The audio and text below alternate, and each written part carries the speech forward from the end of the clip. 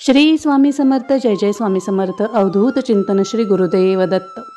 स्वामी भक्त हो, स्वामी स्पर्श या यूट्यूब चॅनलमध्ये तुम्हा सर्वांचे मनापासून खूप स्वागत.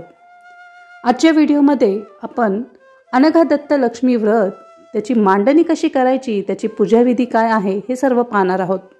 मागील व्हिडिओमध्ये आपण अनघा दत्त लक्ष्मी व्रत काय आहे, त्याचे महत्त्व आणि महात्म्य काय आहे, हे व्रत का करतात, त्या व्रत केल्यामुळे आपल्याला काय फायदा होतो, काय लाभ होतात हे आपण पाहिले.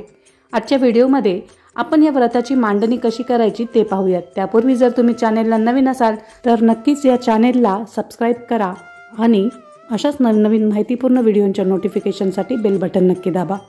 मार्गशीर्ष कृष्ण अष्टमीला हे व्रत करतात किंवा कोणत्याही महिन्याच्या शुक्ल किंवा कृष्ण अष्टमीला अनघाष्टमी मानून हे व्रत सुरुवात केली तरी देखील चालते.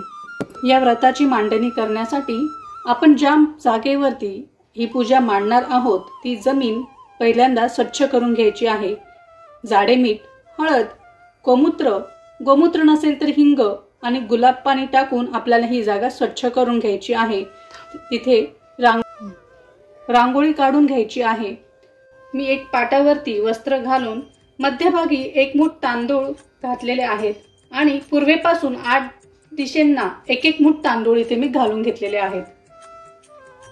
आणि अष्टदिशेला असलेल्या या राशींवरती मी एक सुपारी ठेवून घेतलेली आहे. ह्या सुपारी म्हणजे दत्तगुरूंचे जे 8 पुत्र आहेत त्यांचे हे प्रतीक आहेत. आता मध्यभागी आपण इथे कलश स्थापन करणार आहोत. त्यासाठी कलश कसा तयार करायचा ते मी तुम्हाला सांगते. त्याच्या 8ही दिशांना आपण हळदी कुंकवाची बोटे काढून घेतलेली आहेत. कलशामध्ये पाणी घेऊन त्याच्यामध्ये अक्षता, सुपारी, नाणे, दुर्वा आणि फूल आपण घालून घेतलेले आहे. त्यानंतर आपल्याला ह्या कलशामध्ये आंब्याचा डहाळा किंवा आंब्याची 5 पाने ठेवून घ्यायची आहेत.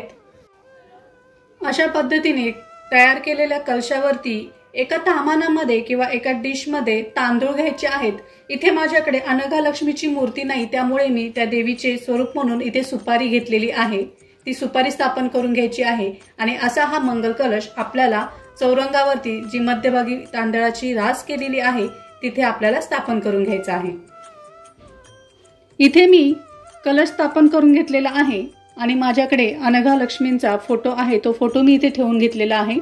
त्यानंतर ह्या कलशाच्या डाव्या बाजूला म्हणजे आपल्या उजव्या बाजूला इथे तांदळाची छोटीशी रास तयार करून त्याच्यावर गणपतीची सुपारी स्थापन करून घेतलेली आहे. त्यानंतर 2 पानांचा एक नाणे आणि एक सुपारी असा विडा, असे 5 विडे आपल्याला इथे कलशासमोर मांडून घ्यायचे आहेत आणि तिथे आपल्याला 5 फळं अर्पण करायची आहेत. फळांची मांडणी झाल्यानंतर 2 नारळ आपण इथे मांडून घ्यायचे आहेत आणि असा रक्षासूत्र बाजारात मिळतो तो आपल्याला ह्या अनघा लक्ष्मी मातेची जी आपण सुपारी स्वरूप ठेवली आहे तिथे आपल्याला मांडून घ्यायचा आहे. त्यानंतर कलशाची, अनघा लक्ष्मींची, दत्तगुरूंची आपल्याला हळद कुंकू वाहून पुष्प अर्पण करून पंचोपचार पूजा करून घ्यायची आहे. अशा पद्धतीने आपण सर्व पूजा मांडून घेतलेली आहे. दत्तगुरूंची, अनघा मातेची पूजा केलेली आहे. गंध, पुष्प अर्पण केलेला आहे. हा जो रक्षासूत्र आपण इथे ठेवलेला आहे, या रक्षासूत्र व्रतसमाप्ती झाल्यानंतर पुरुषांनी उजव्या मनगटात बांधायचा तर स्त्रियांनी डाव्या मनगटात बांधायचा असतो. आपले सगळे सोयरे असतील, कोणी नातेवाईक असतील आणि आपल्याला जर त्यांना व्रतसूत्र द्यायचे असेल तर तितके दोरे आपल्याला ह्या पूजेमध्ये ठेवायचे असतात.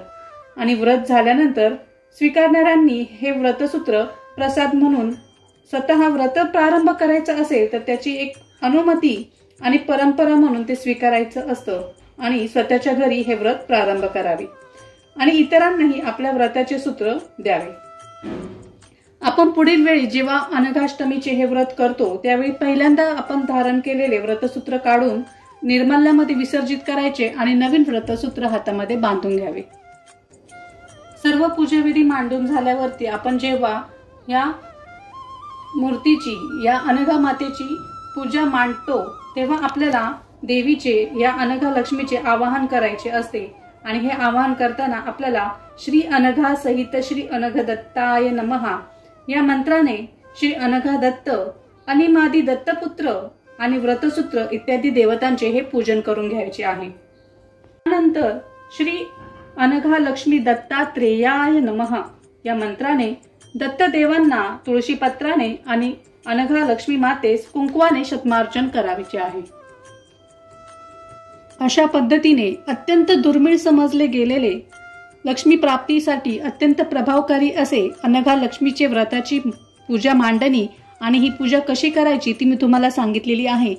हे व्रत तुम्ही मार्गशीर्ष कृष्ण अष्टमीला नक्की करून पहा, जेणेकरून तुम्हाला देखील अनघा दत्त लक्ष्मी मातेचा अनुभव नक्कीच येईल आणि तुमच्या घरामध्ये लक्ष्मी माता अखंड निवास करेल।